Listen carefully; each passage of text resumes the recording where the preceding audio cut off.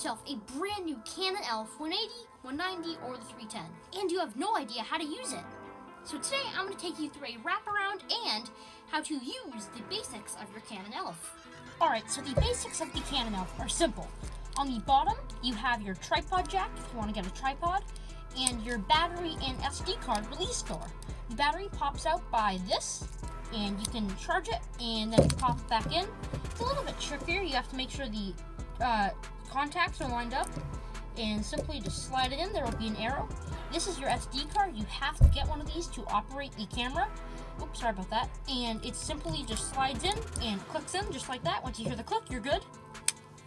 And on the top is the power button. You click it, the lens goes. And over here you have the zoom toggles. So here you would do it like this and it would go there. Again, you would press this.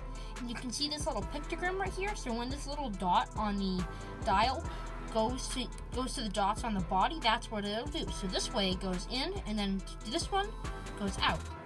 Here you have this button which switches between auto mode and portrait mode or program mode. And right here you have the way to view your pictures. So these are just a couple pictures I took in the last couple of hours, you know, nothing crazy. And right here, this is to record video. Now, this is not a video camera, but you can record video. I do not recommend it. It looks like a potato, but you can record video. And right here is your flash button. So if you want to turn on your flash or off your flash here, this means auto. And this button right here, I'm not too sure what it does. I've tried it in every menu at every setting. I don't know what this does, so just ignore it, and you don't really need it. Over here is your info button. So you would press this just to make this go away. As you can clearly see, it makes it go away, just makes it look easier, makes it better to frame your shot. The button in the middle, the function button, you would click it. You have all your functions, like all your different modes. Down here, you have, if you want to make a shot darker or lighter, so this means darker, which is the -2. And then this is just normal, what the camera thinks it should be. And then this is super bright, like it looks like ISO 1 billion. Down here you have your timer, so if you want to set a timer, you can do that obviously. Over here you have your focus range and macro and infinity. Infinity you really only use for like landscapes, I believe.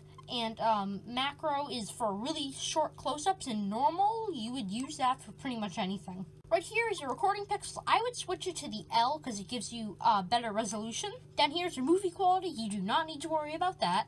And when you have the camera in P for program, you can adjust the ISO, which is a little bit of a more technical feature that you don't really need to know right now, but you may need to know it in the future. Over here you have light metering. You don't really need to do this. It'll just help you. It's an assistant thing. You don't really need to use it. Auto white balance, you don't really need to use either. You just keep it on auto. It makes your life much easier. And yeah. So if you guys have enjoyed, make sure you subscribe right here. Check out more videos right here. And check out my photography Instagram in the links below. And I will see you next time.